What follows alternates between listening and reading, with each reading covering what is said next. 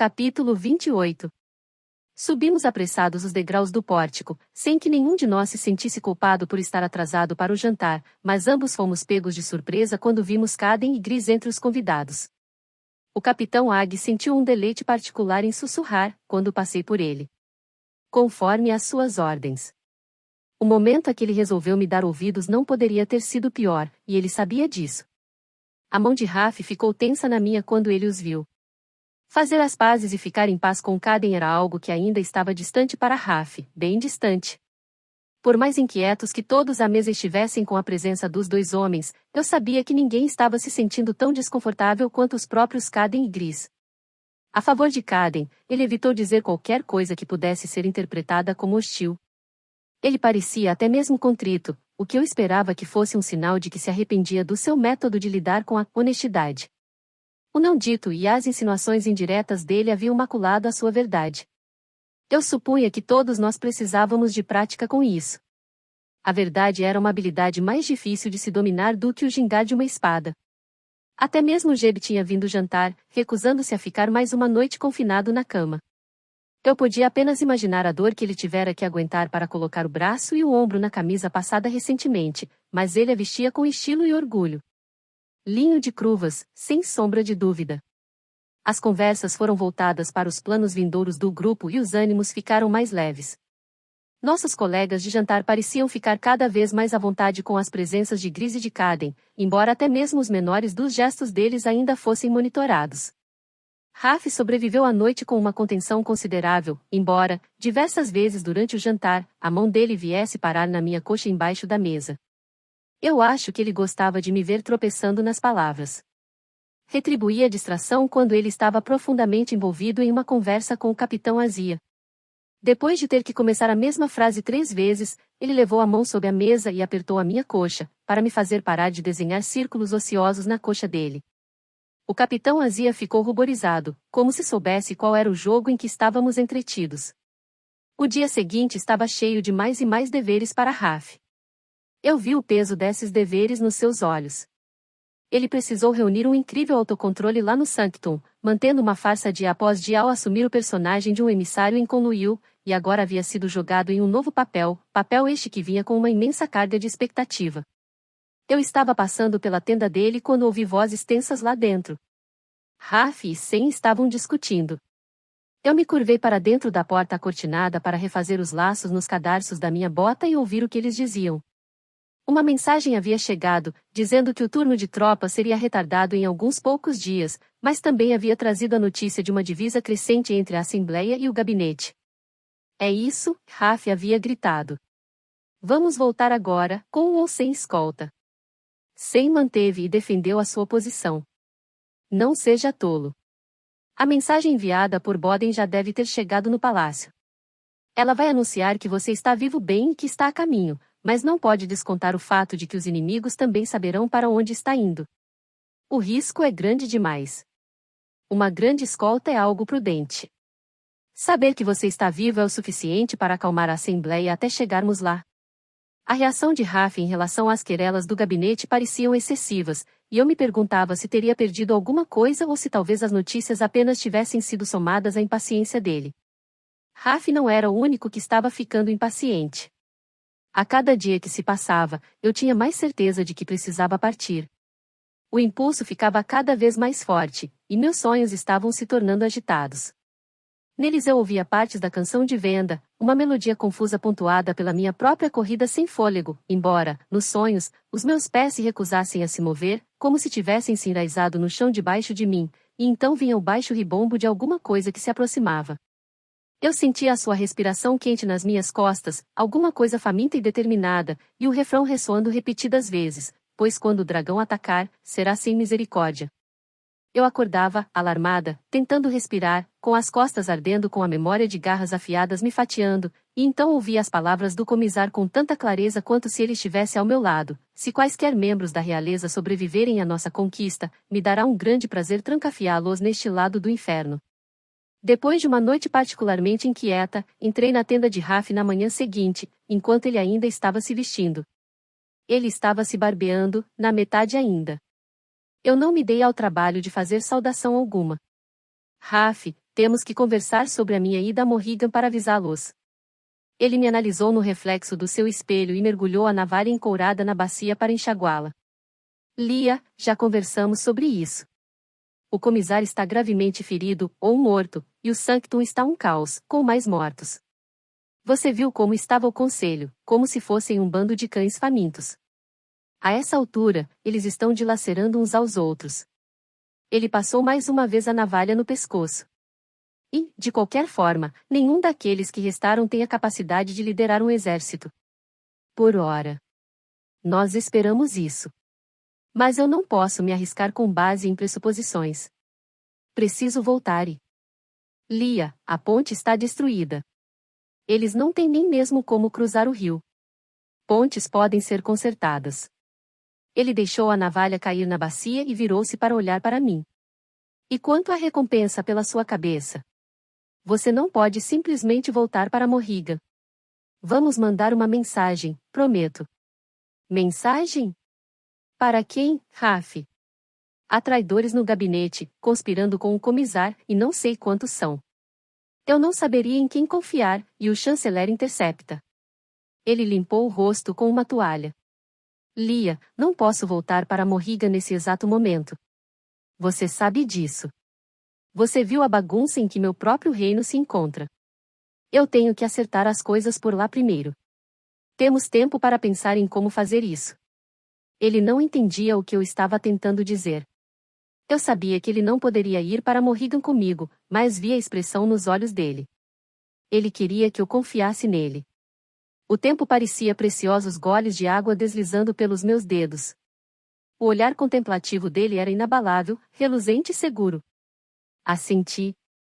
Eu daria mais uns poucos dias, por necessidade, se não fosse por qualquer outro motivo. O médico havia dito que Gris não poderia cavalgar ou manejar qualquer arma ainda. A longa negligência da ferida dele fez com que ela se curasse devagar, mas a carne saudável estava começando a se unir, se ele tomasse cuidado e não a dilacerasse novamente. Raf afivelou a bainha e me deu um rápido beijo antes de partir. Os oficiais estavam saindo em cavalgada para observarem exercícios em treinamento. Ele parecia aliviado por estar fazendo alguma coisa dentro do seu ramo de especialidade, sendo um soldado, em vez de ficar discutindo sobre questões da corte Sonsen ou Bolden.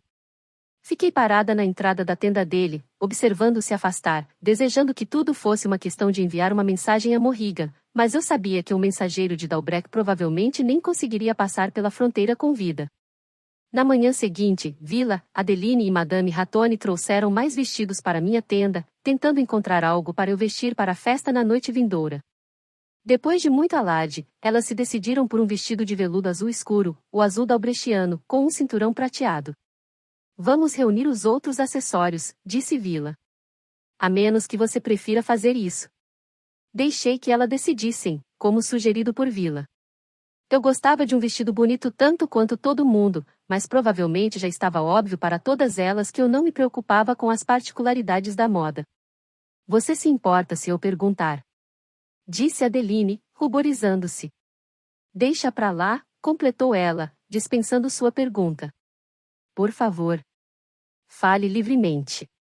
Parece que você e o Rei Jackson têm sentimentos genuínos um pelo outro, e isso só me levou a me pensar. Por que você fugiu do casamento? Vila terminou a pergunta por ela. Dizem que isso foi uma afronta deliberada planejada por Morrigan o tempo todo, Adeline completou. Eu me contive para não revirar os olhos. Isso é só conversa de egos feridos, respondi, e de uma corte cheia de homens que não conseguiam acreditar que uma moça pudesse acabar com os planos deles. O gabinete morriguês ficou com tanta raiva disso quanto o de Dalbrek. Minha partida não foi tão dramática quanto uma conspiração. Eu simplesmente parti de livre e espontânea vontade, porque estava com medo. Adeline torcia o cinturão prateado na mão.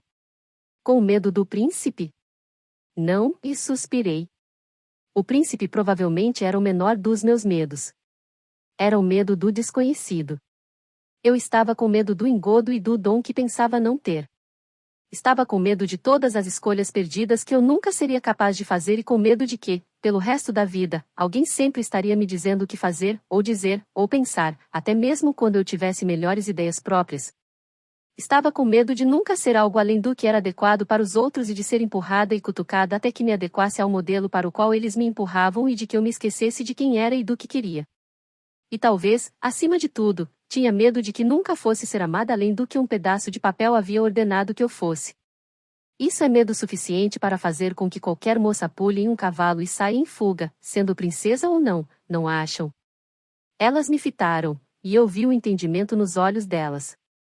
Madame Ratonia sentiu medo bastante e além da conta também.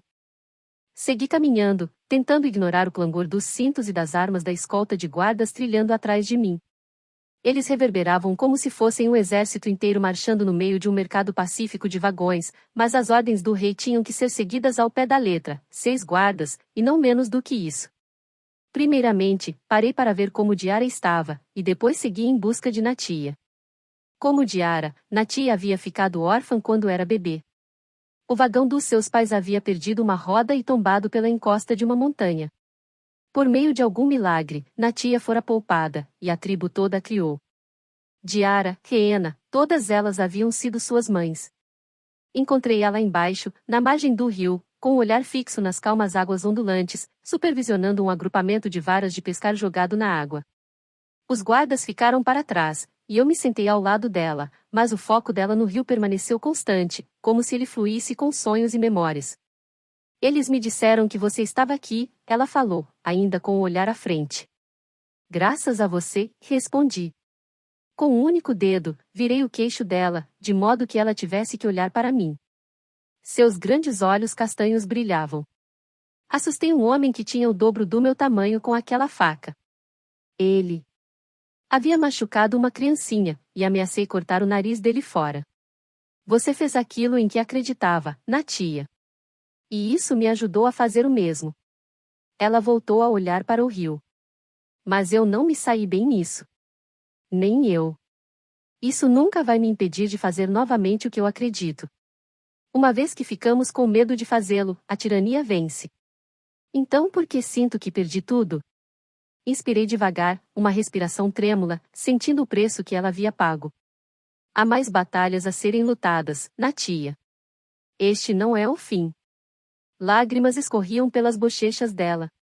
Para Diara é. Uma nauseante pontada de dor machucou meu peito como se o estivesse torcendo. Essa era a realidade de Natia, e a minha. Será que as perdas valeriam os ganhos? Eu lutava com as mesmas dúvidas que via nos olhos dela. Diara havia me mandado vir aqui para falar com ela, mas, na verdade, o que eu tinha a oferecer? Eu ainda estava tentando encontrar o meu próprio caminho. Uma vez, quando eu estava desesperada por causa de eventos ruins, Diara me disse que todos nós fazemos parte de uma história maior, uma história que transcende até mesmo as nossas próprias lágrimas. Você agora também faz parte dessa história maior, Natia. Você deu ouvidos à verdade que estava falando dentro de você. Pode não parecer que é assim agora, mas você é mais forte hoje do que era ontem. Amanhã, será mais forte ainda. Ela se virou para olhar para mim, com o mesmo ar de desafio no rosto como no dia em que a deixei no acampamento dos nômades. Quero ir com você, disse ela. Senti um nó na barriga. Eu não estava preparada para aquilo. Eu vi a fome nos olhos dela, mas também vi Aster. Isso me enchia de medo e de um pesar renovado. Eu não permitiria que essa parte da história fosse dela. Ainda não, Natia. Você é muito jovem. Eu tenho 13 anos. E sou uma mulher, como você. Meu sangue ficou agitado, e os meus pensamentos tropeçavam uns nos outros como milhares de pedrinhas minúsculas em um rio caudaloso. Charlie e eu embarrei, falei. Seu tempo virá. Juro. Por ora, sua família ainda precisa de você. Seja forte por eles. Ela ficou me fitando e, por fim, assentiu, mas eu sabia que ela continuaria não convencida, e minhas próprias inadequações pareciam evidentes de novo. O fio de uma vara de pescar foi puxado, e ela deu um pulo para cima, puxando a vara com pungência, de modo a prender o gancho bem profundamente na boca do peixe. Eu me sentei na parede da torre de vigia, olhando para a planície que se desdobrava adiante. Uma bola de fogo cor de laranja aninhara-se na terra, e a linha ondulante do horizonte lentamente a engolia como se o sol fosse nada, como se o poder atemporal do astro fosse meramente um confeito de doce que desaparece em uma única mordida. Tudo que restara no seu rastro era um brilho alaranjado que iluminava as beiradas de ruínas pontiagudas ao longe. Raf disse que a lenda clamava que as ruínas eram o que havia restado de uma grande fortaleza que certa vez contivera toda a riqueza dos antigos. Agora, as obras dos semideuses eram pouco mais do que cicatrizes em uma paisagem, lembretes de que até mesmo os grandes, com toda a sua riqueza e com todo o seu conhecimento, podem cair. Em algum lugar além disso, em um horizonte invisível, estava Morriga e todas as pessoas que lá viviam, seguindo suas vidas, sem saber das coisas. Meus irmãos. Pauline, Berdi, Gwyneth e outras patrulhas como a de Walter que se deparariam com as suas mortes, tão alheios às coisas quanto eu tinha sido uma vez. Quero ir com você. Onde eu estava indo não era lugar para Natia. Dificilmente era um lugar para mim mesma.